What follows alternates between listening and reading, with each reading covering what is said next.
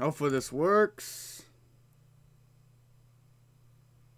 Alright, I hope you can see that. And welcome back, as today I am starting a new series, Old Age of Empires 3 History. So today we're going to start with the British. Alright, let's begin. In 1492, England was a modest agricultural nation recovering from the effects of long wars in which its kings attempted to retain inherited control of large parts of France. By the early 18th century, the English ruled Great Britain, having united all the British Isles and established important colonies and outposts around the world.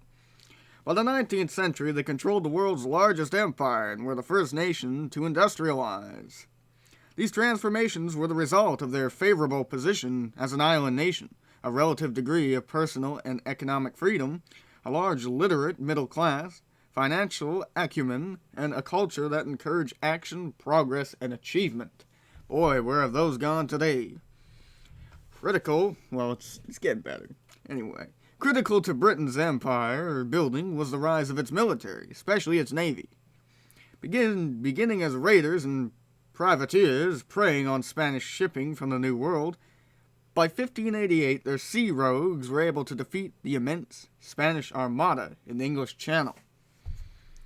Recurring European naval wars established Royal Navy standards and traditions that allowed Britain to project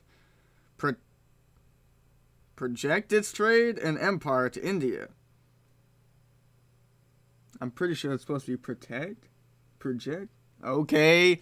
Australia, China, and North America. On land, the relatively small British Army earned a reputation for disciplined musketry, an excellent officer corps, and occasionally brilliant generalship. Britain established colonies on Caribbean islands and the North American continent in the early 17th century. The islands were the real prize at first, as sugar plantations proved enormously profitable. The small settlements in Virginia and Massachusetts expanded gradually as an accelerating flood of farmers and laborers came to North America looking for land, religious freedom, and opportunity. The colonies welcomed the poor and dispossessed, not only from the home country in Ireland, but also from mainland Europe.